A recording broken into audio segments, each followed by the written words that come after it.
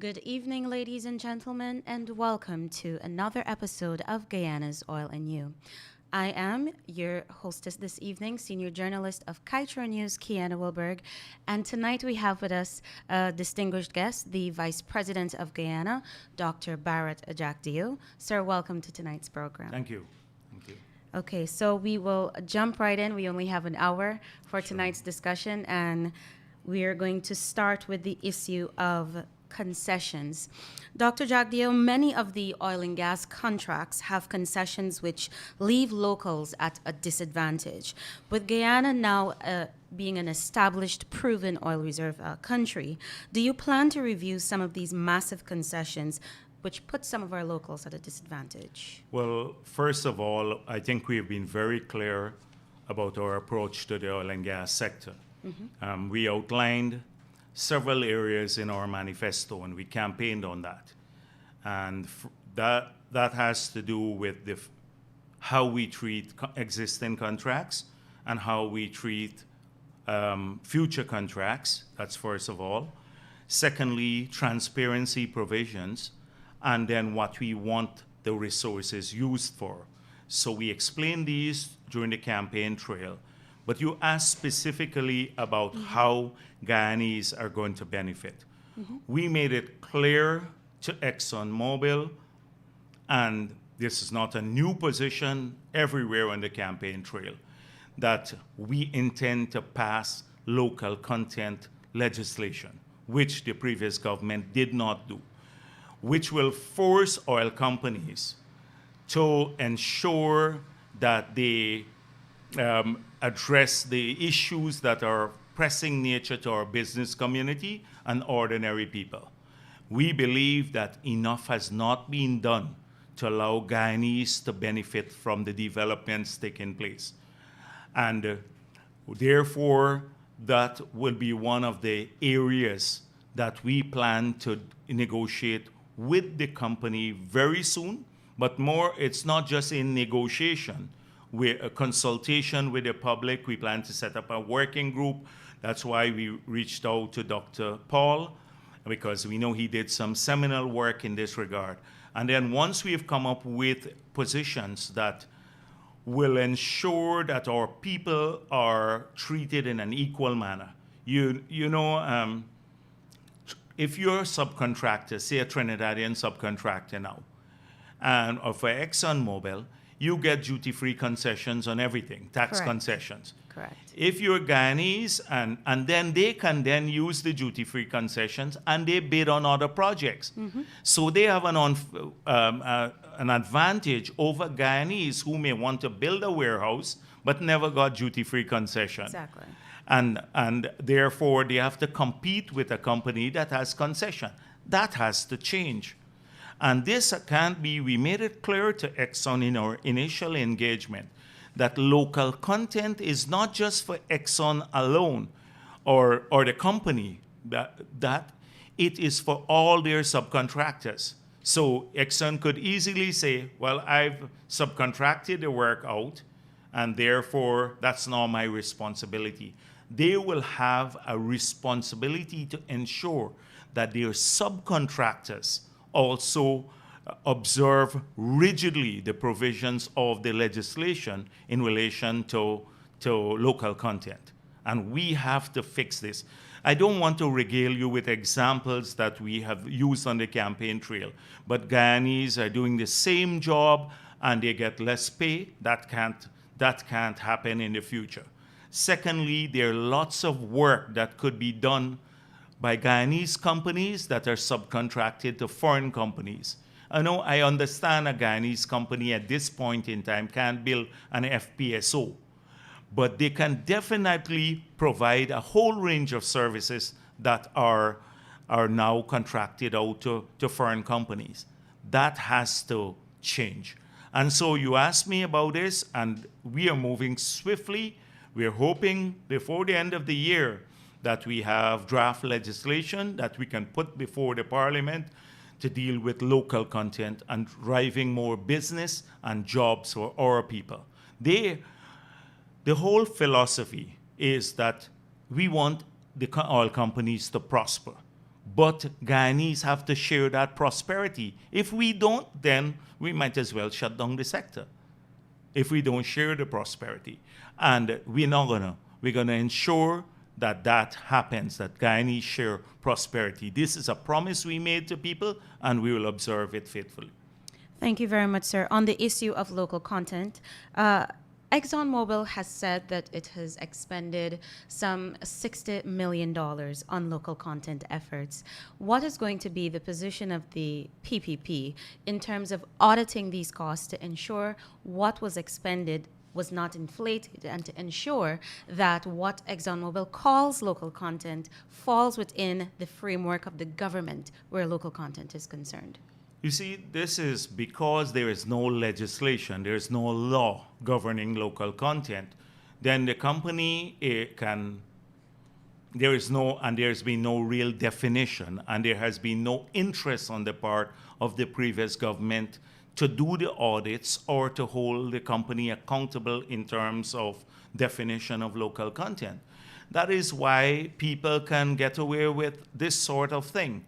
So once you have legislation, you have to have put in place the means of enforcing the legislation. Mm-hmm. And that is why we need a capability in government that will ensure that every provision of the contracts going forward, that those are observed by the companies involved.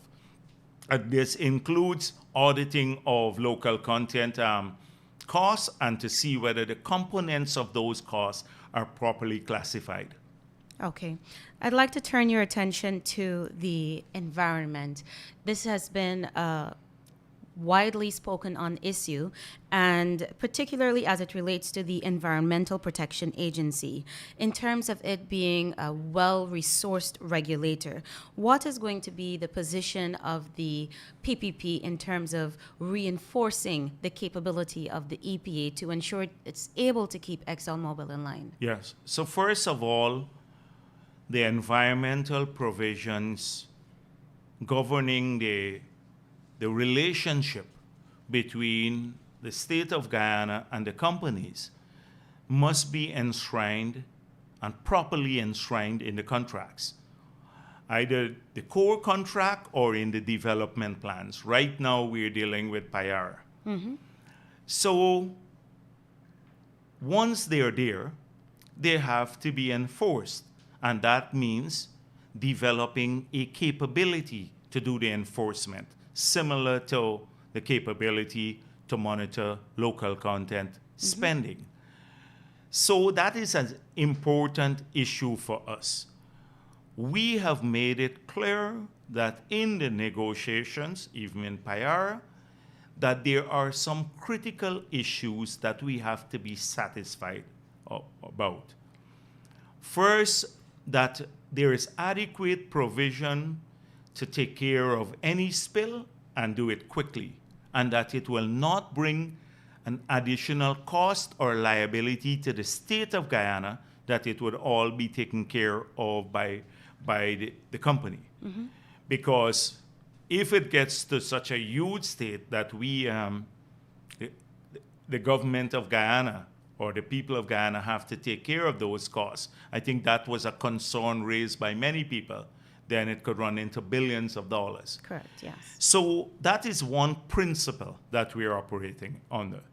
Secondly, that issues like flaring, we have already taken a position that we want to go to industry practice in relation to flaring. But we want a policy, we would like a policy of no flaring, and we want the gas to come on shore for development. Then, say waste management. The company has to assure us that, a lot of big companies around the world, they have their subcontractors deal with this issue, and therefore, they do not, when they farm out the waste, so then they don't have a liability. So the main contractor, in this case, would have to own, say, waste from cradle to grave. And you can't just farm it out to the subcontractors who will probably cut corners and leave it as a cost to the country because waste management is critical in these industries. So there are a number of things that have to be put in place, how we treat with carbon offset and a whole range of those issues that have to be treated in the contract, but EPA's capability to manage this must be enhanced, as you asked me.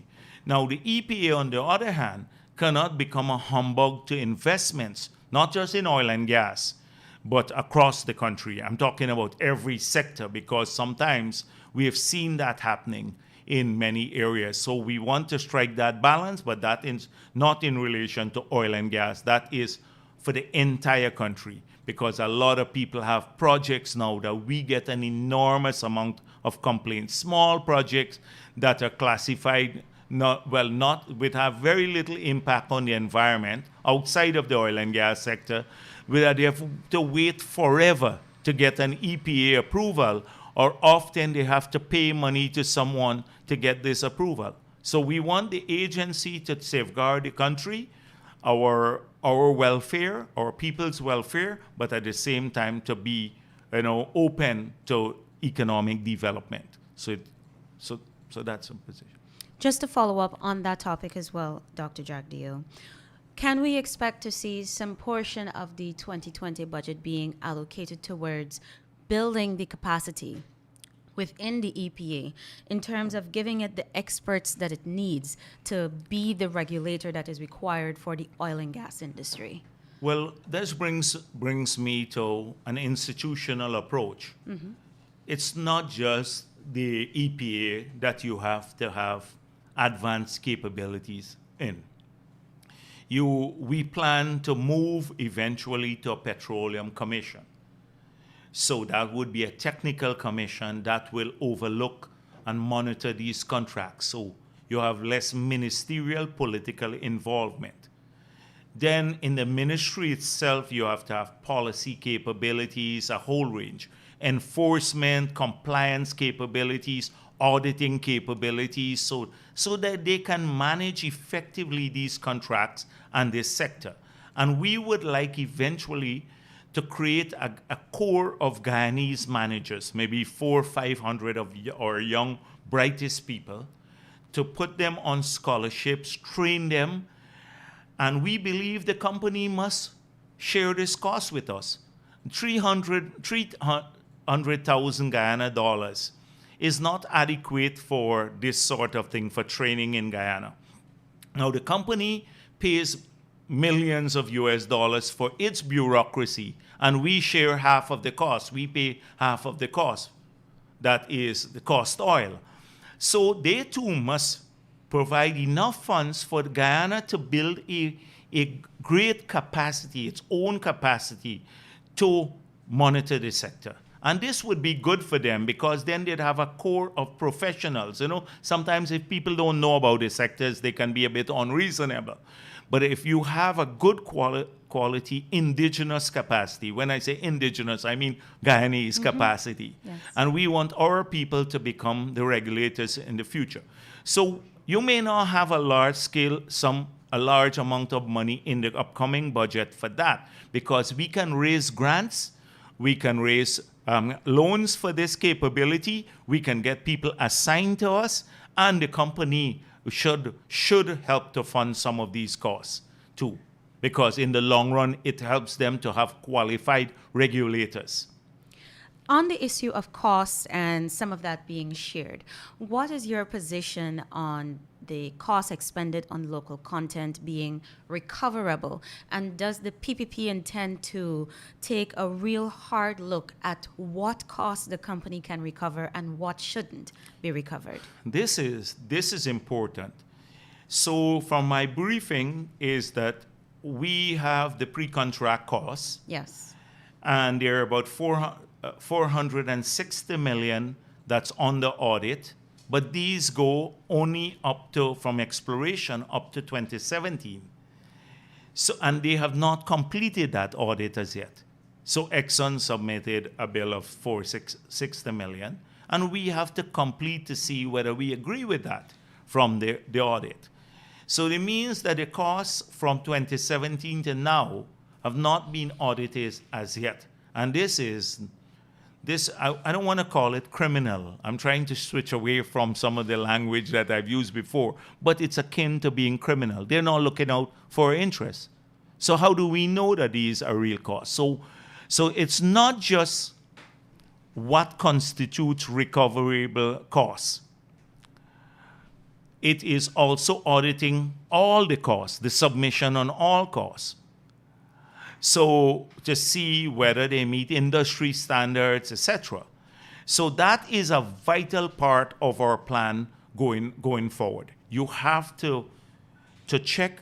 We want good partners, and we believe that Exxon and the others can be good partners, but we'd have to verify everything.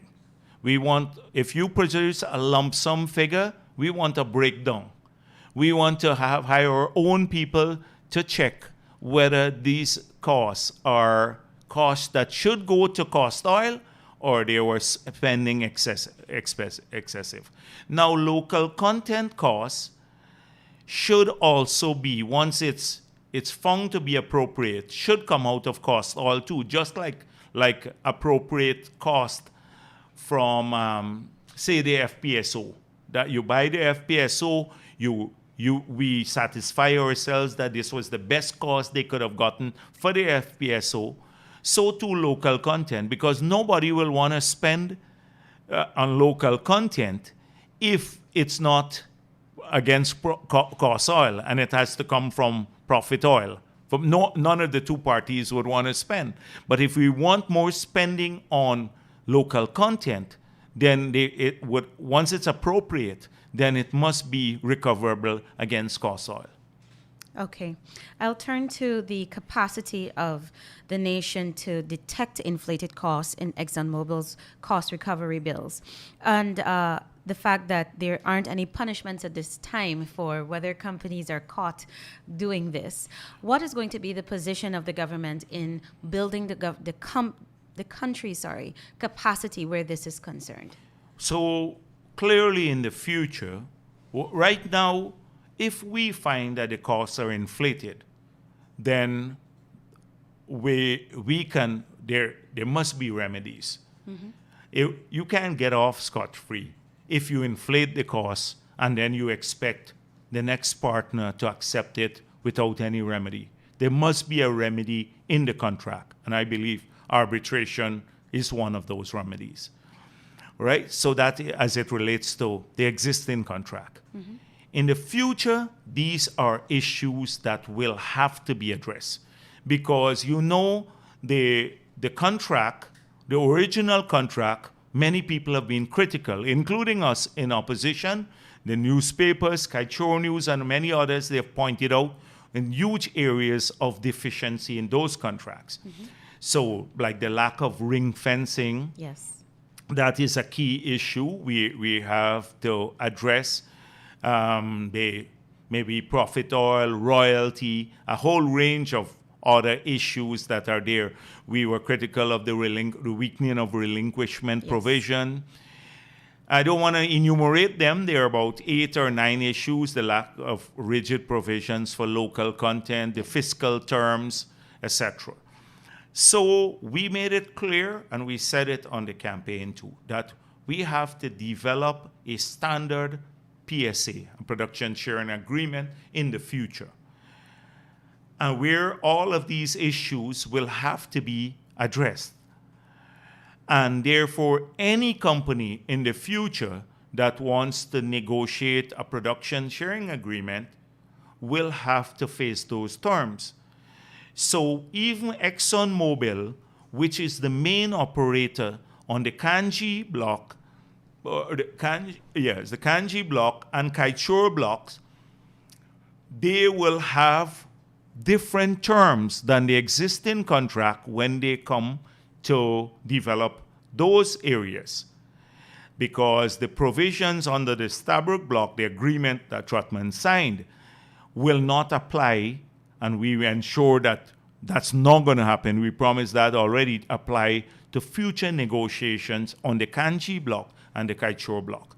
And therefore, a lot of opportunities will be there for those areas to be fixed. Right now, immediately, we believe that we can, even without renegotiating this contract, the existing contract in relation to those provisions, there are areas where we can work together, where the company may not even be resistant to, because they've seen now the strong, passionate feeling of Guyanese that they have to benefit on these.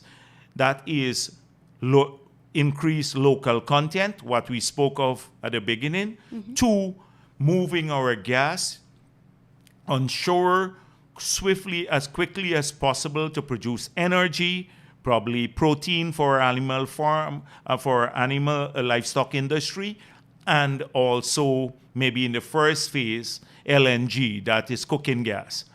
So we are looking at that area too. That is a crucial area where you can bring almost immediate benefits to Guyanese through more jobs, more spending here outside of our royalty and our profit oil outside, and also will bring lower cost to them and will push our industrialization forward. That's what we are looking at to improve what we have immediately. Okay, and before we go to our first commercial break, I'll just like to take you back to the environment and conclude on that subject matter. Sir, you're often regarded to as the champion of the earth. I'd like to know, how does the champion of the earth feel about the fact that ExxonMobil has flared over 10 billion cubic feet of gas offshore Guyana, and it continues to do so? Have you sat down with ExxonMobil to express your displeasure about this? And how do you intend to incorporate the learnings on the environmental aspect into the Payara review? Sure. So, first of all, a ton of carbon emitted in Guyana has the same impact on the world as a ton of carbon emitted maybe in China or anywhere else. Mm-hmm. So right now what I'm disappointed with is that it seems the world has lost momentum on this issue. And since the early climate agreements, we have now seen a watering down of the target. So right now, maybe the recession and COVID has caused some dip in carbon emission because of lower levels of activities and travel. But if you were looking at the historic trend pre-COVID, you would see that we're on a pathway, a trajectory now that will increase the global temperatures at maybe 3-4 degrees above pre-industrial level. And at a 2-degree increase, even 1.5 the world was arguing for, above pre-industrial level, that is already disastrous for many countries, like low-lying states, etc. So you can see that global emissions in the pre-COVID era, that those emissions were still too high globally. Guyana remains a carbon sink. Mm-hmm. So with our forests, we emit less carbon to the world, right, our carbon emission, than we take out from the atmosphere through our forests. So we can't have the ideal policy here in Guyana when the rest of the world is emitting as they see fit and still have a global impact, that is to abate climate change. Nevertheless, we must head there. And so we made it, I'm sure on the Payara, there are some discussions about offset. Two, Exxon and the others have to spend more here on environmental issues. Thirdly, we want to move to renewables, so the gas is less polluting than bunker C and diesel, which we use to generate most of our power. So we want to move there to that. The president just this week agreed that there will be 25,100 watts solar systems that will be bought that will to go to 25,000 households in the hinterland and the riverine areas of the country. You would recall that we had given out some solar panels. They became old now, many have not working. And then we had 6,000 when we left office, and APNU never distributed those. So a lot of the hinterland community don't have access to power now. So that was done there. So solar becomes vital for us, not just the larger community units, but even at the household level. We are still re-examining wind power, and then the hydropower. Once we get past the power from gas, which is less polluting than Bunker C and the others, then we also bring back hydropower in the power mix. So we want to make sure that we have a combination of renewable energy and gas, which is less polluting than bunker and diesel. So that is crucial for us, and that is why this project is. So we haven't given up on that. Then on transport, we also want to see if we can do a blend so that we cut down the use of gas, etc. If we can use ethanol blend.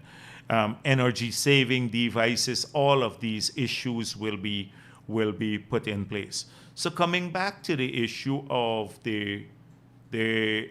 us being a producer, many people say, "Oh, you're a producer of oil now, and therefore the world is against oil or using oil because it has a polluting impact." And there are many people now saying we should not produce oil again.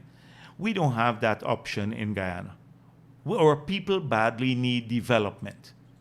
And we have to make sure that we produce the oil and get as much out of it for our people to invest long-term in other sectors so they can get wealthier, they don't have a decent life. That is what it's about. And wherever the oil is used, where it's consumed, there must be a sin tax or a cap and trade system. So wherever it's consumed in the world, because we're not going to consume most of our oil, we're going to renewables, etc. That is where they pay the price for the environmental impact. So if there is a carbon tax or a cap and trade system, that is where the price is paid on the environmental side to dissuade people from using it. So that has been our approach. We need to produce because our people, we need to build world-class infrastructure for our people. The president even this week spoke about the four-lane bridge across the road, the bridge across the river. We have to build for 50 years into the future a four-lane road all the way to the airport. The president has already started working on this. Last week we had several meetings to engage this process. Hopefully it would start very soon. I saw that we need 50,000 new house lots and help people to build their homes. The president sent me something that he's personally worked on, identifying the areas where we can find the land to do that. And now all that he needs to do is to match the demand with the areas. So a lot of these things require money. Now, right now, you know the state of the economy. We have borrowed $150 billion at least from the private sector and the central bank. Not we, but when I say we, government has borrowed in the last 5 years. And therefore, your capacity to do many things diminish. In this budget, we'll have a ton of expenditure rolling over from the past that we'll have to address. And then most of the sectors, as you know, have gone into doldrum because of COVID. But even in the pre-COVID period, when the policy measures, like the tax measures, were increased in the mining sector, we already saw a steep decline in mining. So we now have to give back those incentives, like reduce the taxes that we promised, in an environment where your revenue is already shrinking. So it's not an easy task, but I think we can overcome it. We can overcome it with proper planning and hard work. And so this is crucial for us. We haven't given up on the environment and a safe country for our people, polluted free, but at the same time, we're not the only country that can save the world. The big countries are not doing what they should be doing.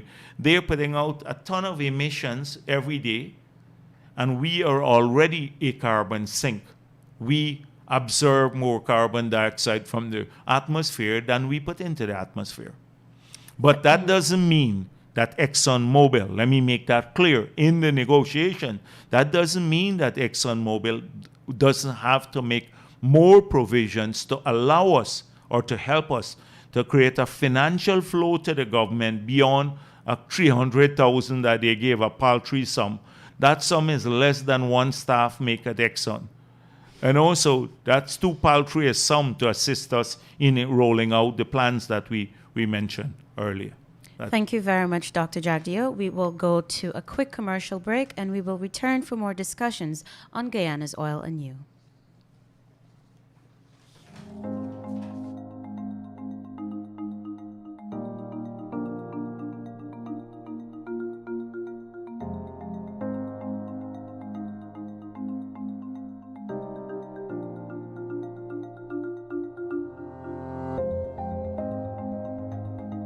Tropical delight, the flavor tasting right. Pure taste and pure delight.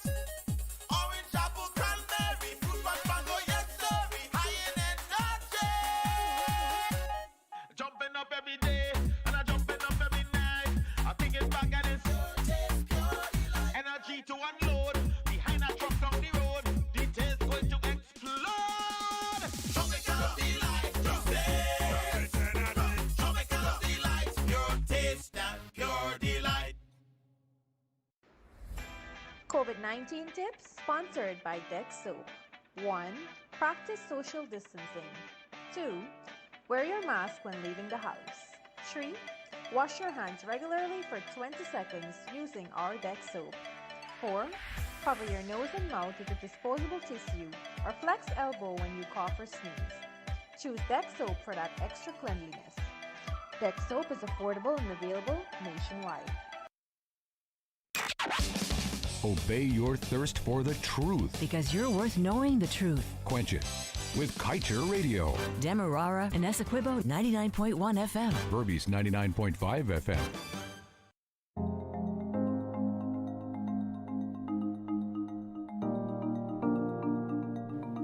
Good evening, ladies and gentlemen. If you're now joining us, this is a special edition of Guyana's Oil and You. I am your hostess this evening, senior journalist of Kaieteur News, Kiana Wilburg, and we have with us this evening the Vice President of Guyana, Dr. Barra Jagdeo. Sir, I'd like to turn your attention now to the issue of corruption. Now, there have been serious concerns about perceptions of corruption where the PPP regime is concerned. And now you are in office leading Guyana as an oil-producing state. I would like to know, how are you going to, how is the PPP government going to deal with ministers or anyone who uses the oil money for purposes that it's not intended to be used for? How are you going to deal with those ministers or potential ministers who might, say, for example, funnel the oil money into their private bank accounts? Well, I think you may have some information that we are currently tracing now. But let me just make it clear that we pointed out that we are going to ensure that under the new government, and this was from the opposition, that under the new government, we move to more technical agencies performing more of the tasks with the oil companies. So minimizing the contacts between the politicians and the oil companies. That they don't, any negotiation could be from a policy perspective led by maybe a minister or be guidance by the minister or the cabinet, but the negotiations themselves are done at the technical level. So minimizing contact at that negotiating level where a person could trade policies. I gave you a weak policy. We were all shocked to learn from Global Witness report that former Minister Trotman, in spite of several advice to hold on for a couple of weeks more, he just went ahead, and he is not equipped to deal with the technical issues. Nevertheless, went ahead in a speedy manner and signed the contract. So we want a process. The technical people must prepare negotiating briefs. They must go to the minister. The minister has to seek clearance, and it goes back to the technical people to pursue the negotiations. That's one. Two, we promised and we intend to implement this very soon, if not the first few, as soon as we get over the budget. The legislation that will criminalize non-disclosure of revenue or any receipt from oil companies. So we made it clear that the Minister of Finance or the Secretary to the Treasury, they would have under legislation to gazette every cent collected from the oil companies, big or small, $1 or $100.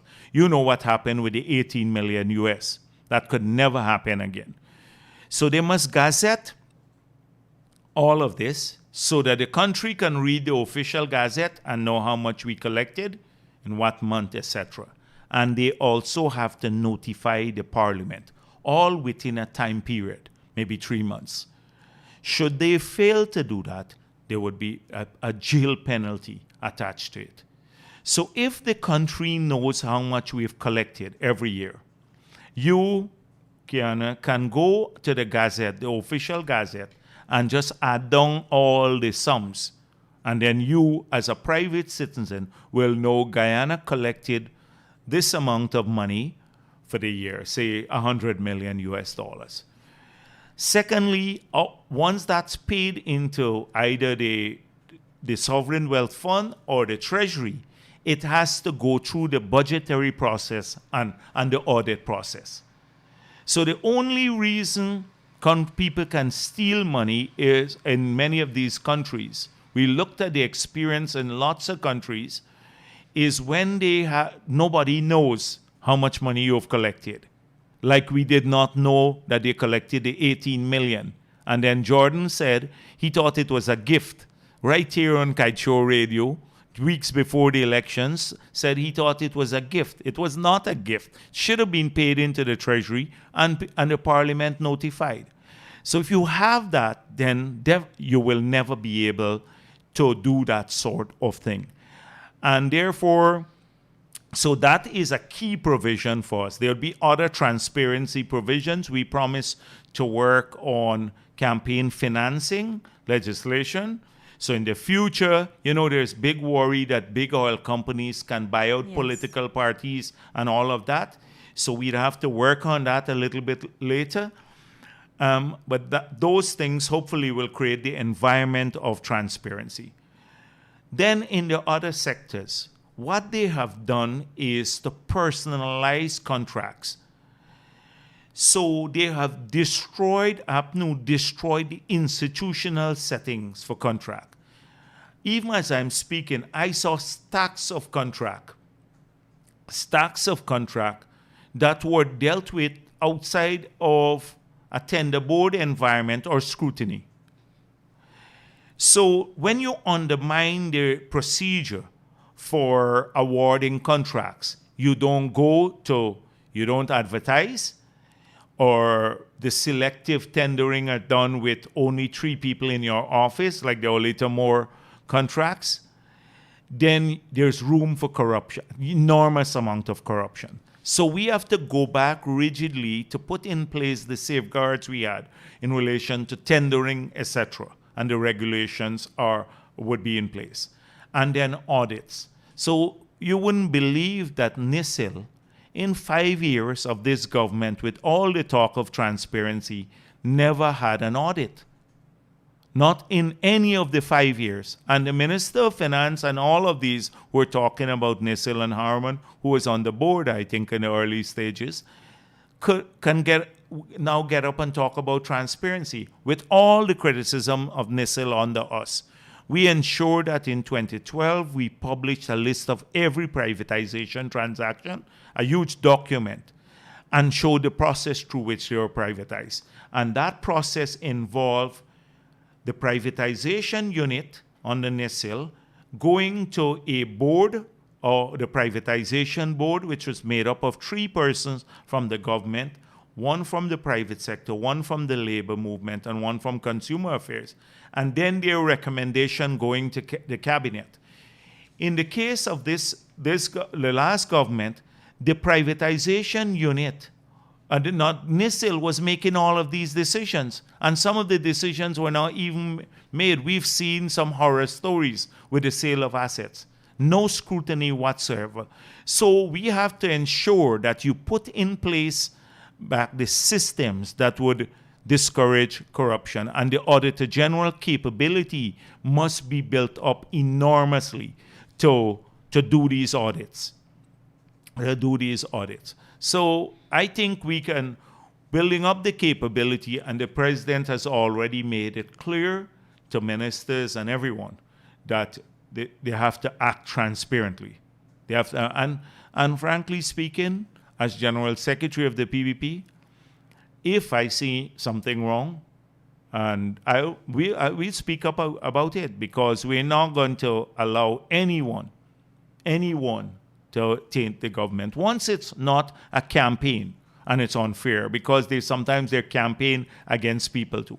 And you know, I faced a ton of that campaign about I have big mansions in Florida and all kinds of stuff, and of course they couldn't find it. It wasn't true. But once it's real, we'll address it. Thank you for that. I'd like to go to my final question before we wrap up.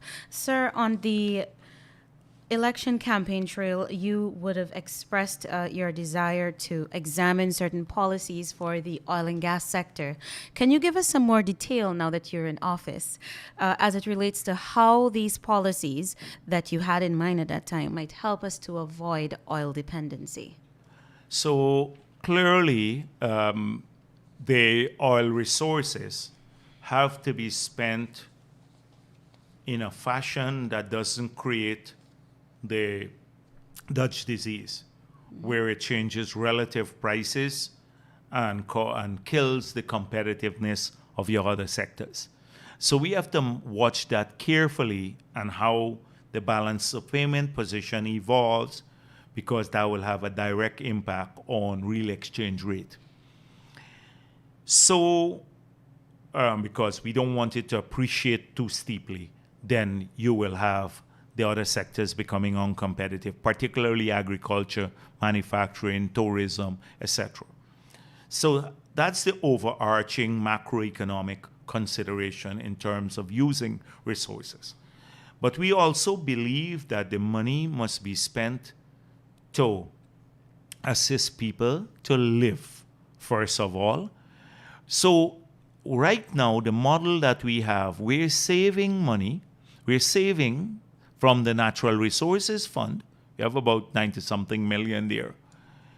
And it must make sense to people. And we borrowed $17 billion and are through the bond, and we are paying 4.75% interest on that. So you have the government saving this money here, and then you're borrowing there.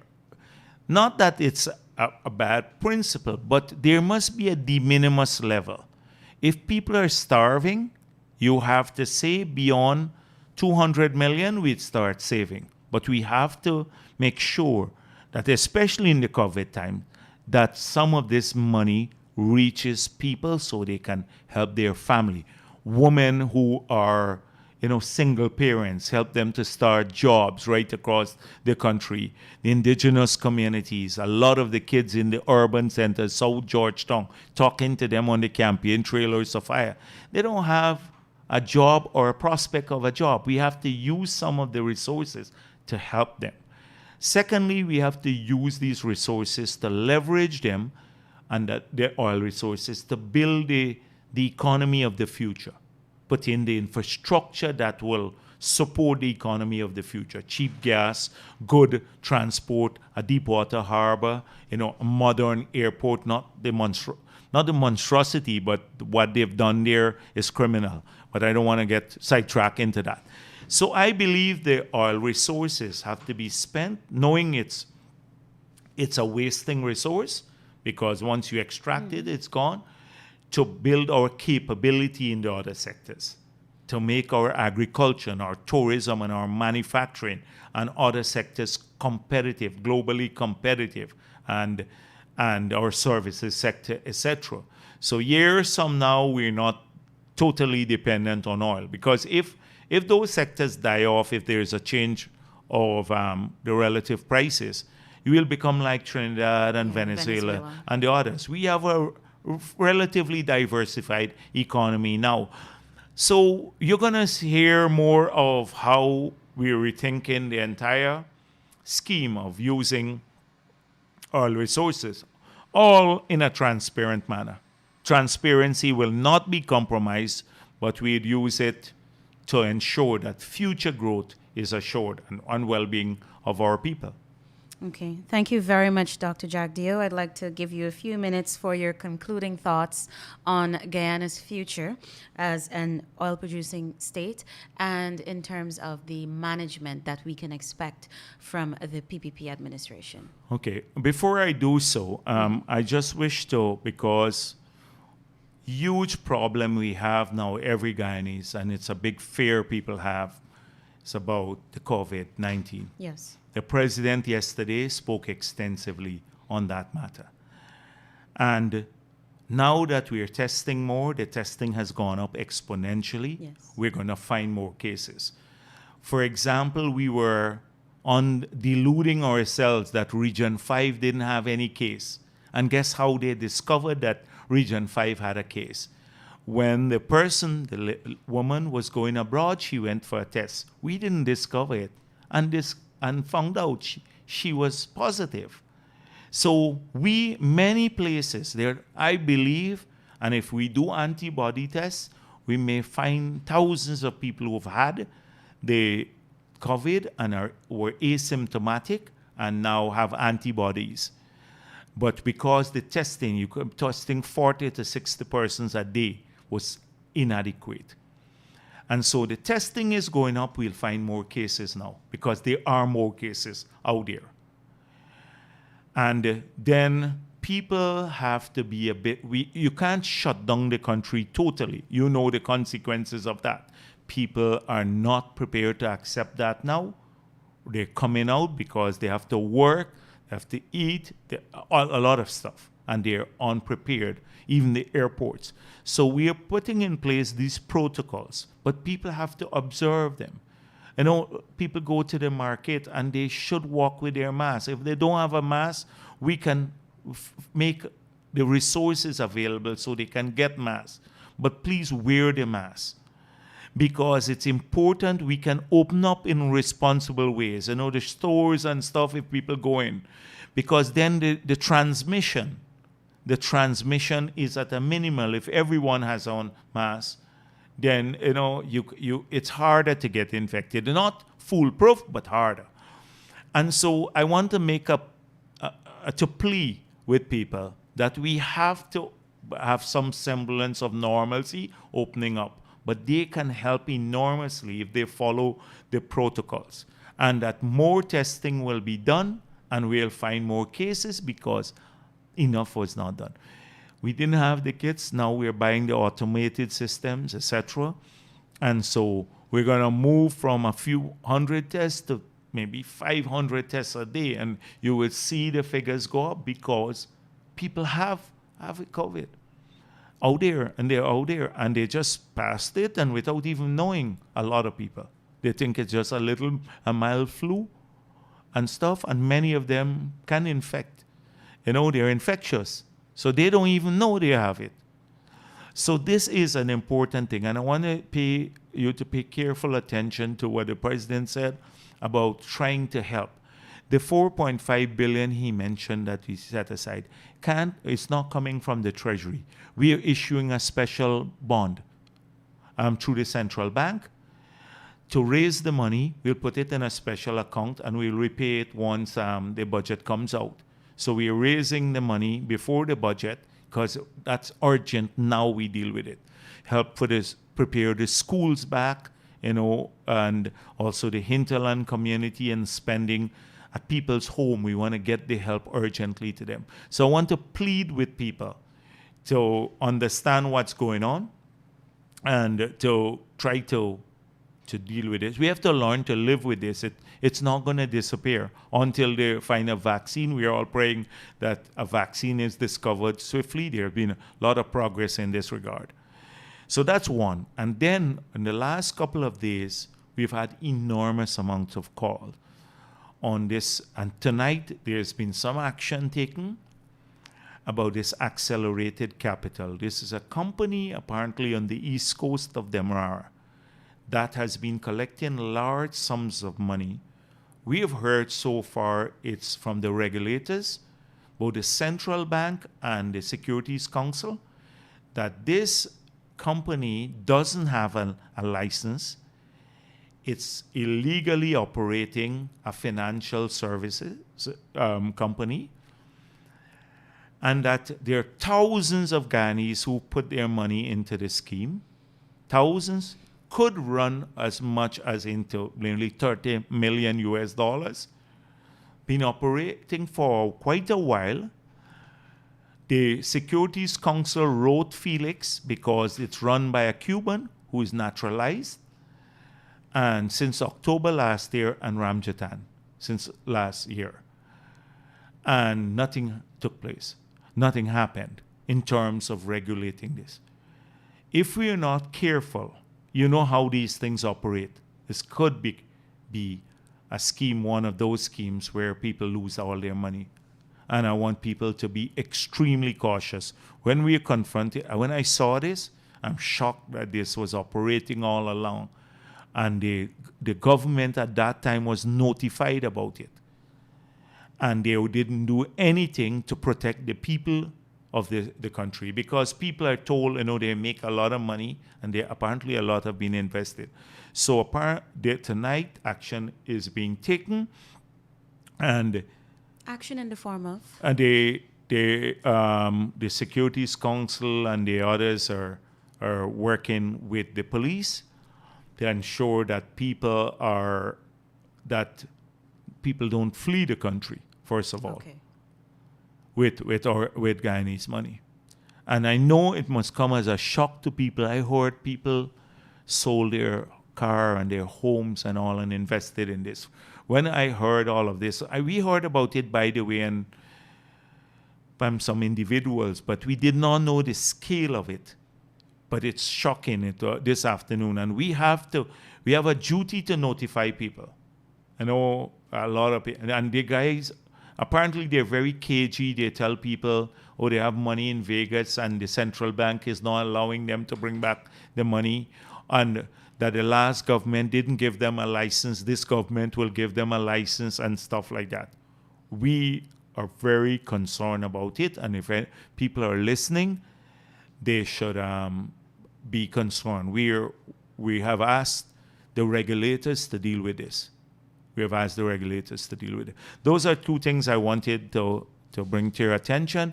You asked me about managing the sector. We want to do so openly, transparently. Many times we may not have the same view. Like I know if you talk to 10 experts on local content, every one of them have a different view as to how to address it. If you talk about the 10 experts on regulations, some are pro-industry, some against, some want total shutdown. We're going to be driven by the technical expertise, and many times we may even have a different view than the newspapers or so, because of the experts in the newspaper. But one thing will not be compromised. That is the best interest of the people of this country. And we made it clear that we are going to try to, as far as possible, ensure that Guyanese benefit from these resources. We have opportunities in the future when new negotiations come up. But we can't shut down the industry as some people are calling for to. Industry will be vital, the oil and gas industry, to our future. But we have to do it well and see our people benefit from it. Okay. Dr. Jagdeo, thank you very much for being part of tonight's discourse. We hope that we can have you back on the program again. Sure. And this initiative, it's geared towards educating Guyanese about the different aspects of the oil and gas industry. It's very complex. And we're going to make sure that people who are advising and stuff, that they're available more to the media so they can explain why a particular advice and why we went a particular route. Because I believe in a gap where you have you don't have information, then a lot of conjecture will occupy that space. So we want to make sure that more people are accountable. If we can't explain a policy, we shouldn't put it in place. Fair enough. Thank you again, Dr. Jagdeo, for being part of the program. To our listeners, wherever you are, thank you for tuning in, and we hope that you can join us next week. Same time, same place. Do continue to stay safe.